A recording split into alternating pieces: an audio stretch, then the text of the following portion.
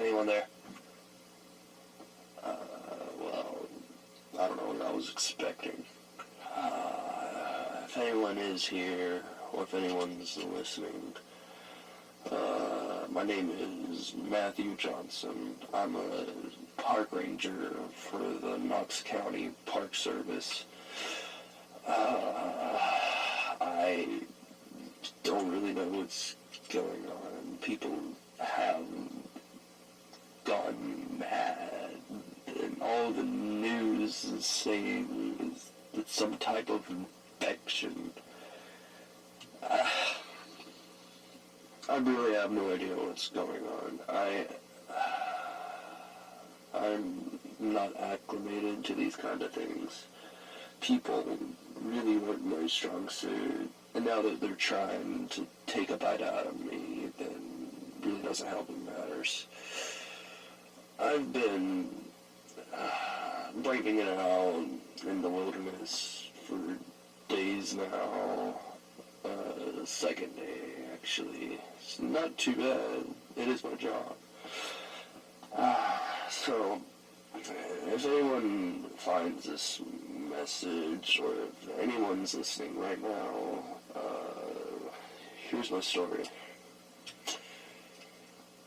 So, like I said before, I am a park ranger.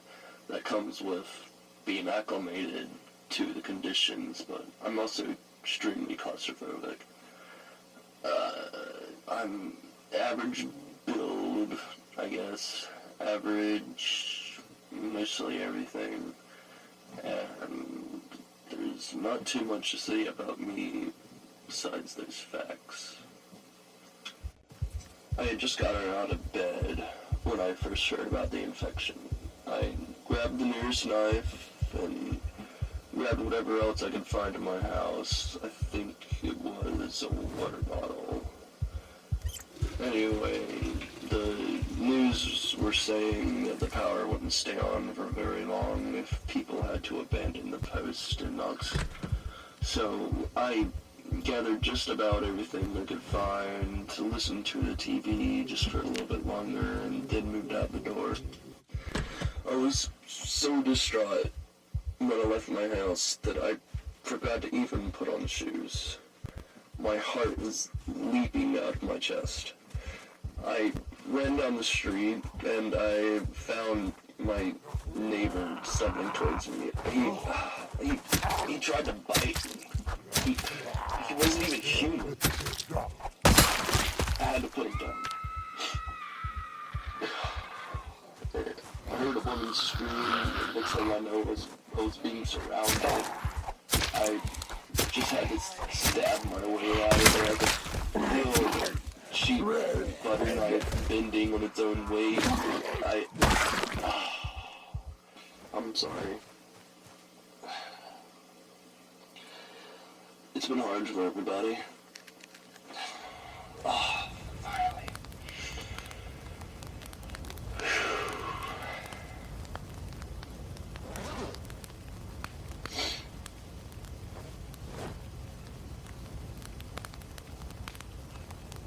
Where was I? Yeah, so I had taken the officer's clothes. I couldn't go back to my house, and I couldn't walk around barefoot. It seemed like the only option. So I shut down the street. I saw more of them. I couldn't bring myself to kill another one. I ran. I ran through the streets. I saw more of the dead chasing me, growling. It was horrifying. In my panic, I decided I needed to go somewhere where I could catch my breath, somewhere where people wouldn't be. I eventually settled on the woods. So I walked, and it wasn't long before I started to feel hungry. And I knew that'd be a problem, so I started putting my skills to good use, and I started scavenging. I was in my element. I scavenged sticks, stones, logs, twigs. I eventually gathered enough for me to even make a small campfire, or, make primitive tools like an axe, a spear. I felt prepared. I did. I felt at ease. The woods were my element, and I felt like I belonged there. I'm sorry if I'm not talking well. This whole thing, it's just so bizarre. It's like a dream. I feel like I'm in a dream. I feel like nothing is real right now.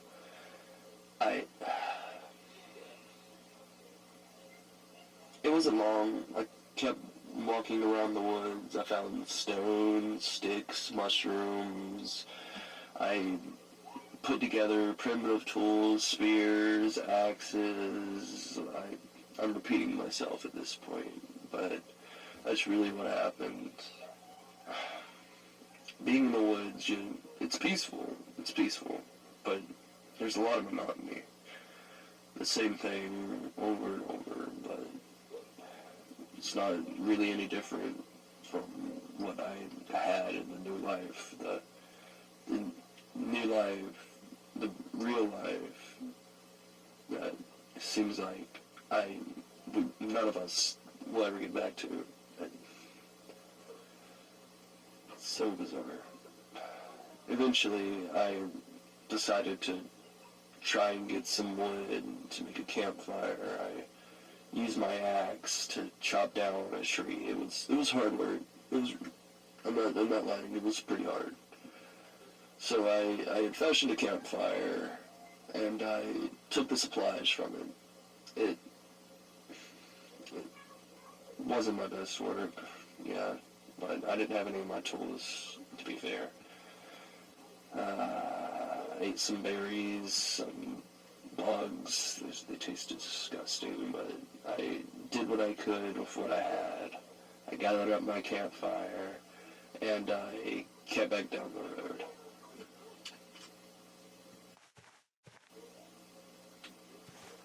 It wasn't long before I stumbled upon some train tracks. I broke the monotony of the forest, yes, but it also reminded me of what awaited me in civilization, the dead. But I decided to follow them, see if they would take me. I could use some supplies. I needed to find somewhere to sleep. I really just followed the train tracks because there was nothing else for me to do. I was completely hopeless. I believed I'd survive. I knew how to handle myself in the wilderness. I knew how to forage for food, how to hunt and trap. But I was starting to get very depressed. It was very saddening. I came across a fence. It looked like it led to some residential area, and I could hear the moans from beyond it. I did not want to go anywhere near that. I was very scared of the horrors that I would find. I stayed on the train tracks. Until eventually, I did find a station. Molddraw Station. It was completely abandoned. Like, graffiti everywhere. Not even the dead. I didn't even know this place existed.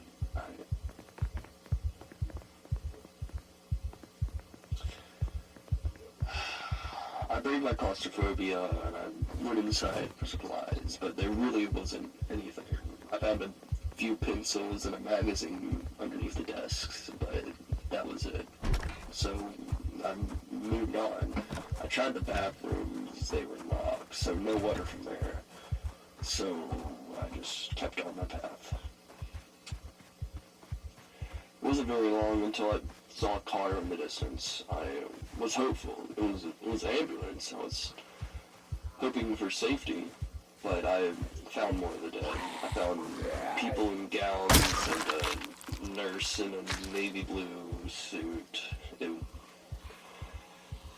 It was very sad to see that, to see the people that I trusted to keep us safe fall to the same fate.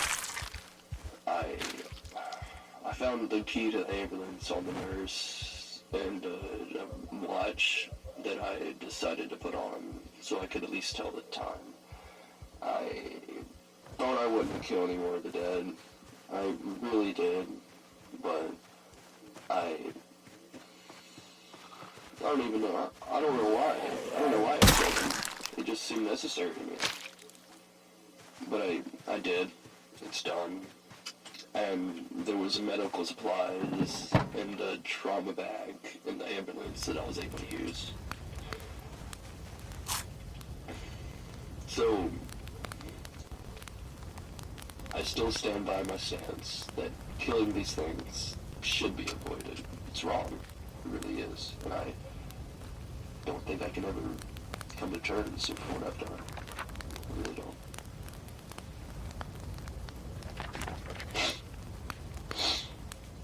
Sorry.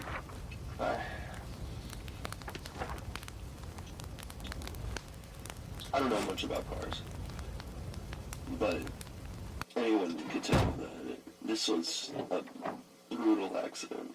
Both parties were dead. I could see glass lodged in the patients in the back. It was horrible.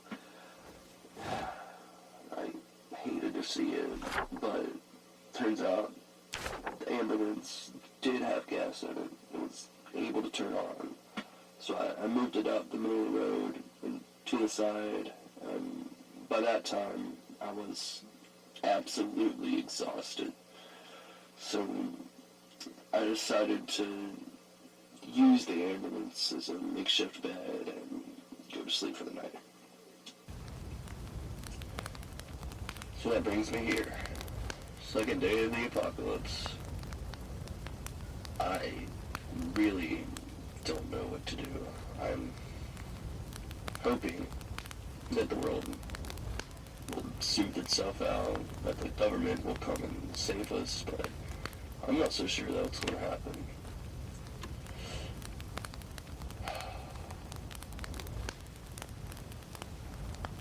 If you're listening, then please don't give up hope. There's still people out here. There's still people who need saving. And if we lose hope, then the whole country will fall. Not just Knox County. Maybe even the whole world. This infection, it's not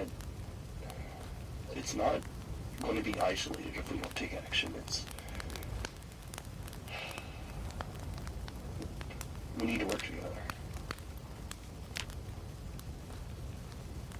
This is Matthew James. I'm signing off. Stay safe. Have a good night. And please,